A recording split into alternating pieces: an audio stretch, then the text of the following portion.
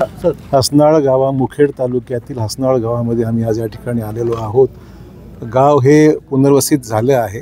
लोक अजूनही नवीन ठिकाणी जायची प्रक्रिया सुरू आहे।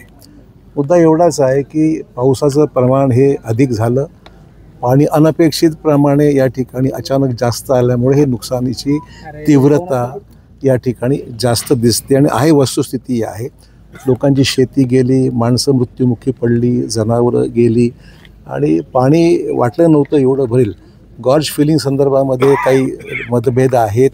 गॉर्ज फिलिंग कदाचित केलं नसतं तर कदाचित पाणी एवढं भरलं नसतं किंबहुना असं वेगवेगळं तर गावातल्या लोकांचं म्हणणं आहे। मुद्दा एवढाच आहे की गावाचं त्वरित पुनर्वसन होणं हे महत्त्वाचं आहे। पालकमंत्री महोदय लक्ष घालतात, आमदारही लक्ष घालून आहेत, आम्हीसुद्धा सहकार्य करू त्याच्यामध्ये आणि त्यामुळे ताबडतोब नवीन गावात पुनर्वसन होणं ही काळाची गरज आहे। त्याकरता माननीय मुख्यमंत्री सहकार्य 100% पूर्ण होईल।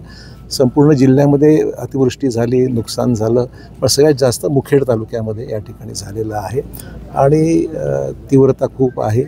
लोकांच्या भावनाही तीव्र आहेत। त्यामुळे पुनर्वसन लवकर होणं, नुकसान भरपाई जे काही देणं शक्य आहे ते दिलं पाहिजे शासनाने, हीच आमची भूमिका आहे आणि लोकांना दिलासा द्यायचं काम लवकरात लवकर आपण करू।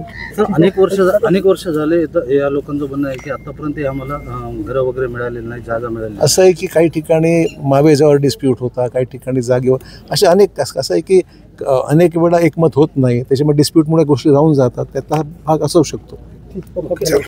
तुम्ही पाहत आहात महाराष्ट्राच्या कुशीतलं GK न्यूज मराठी, सात जनतेची, भूमी महाराष्ट्राची।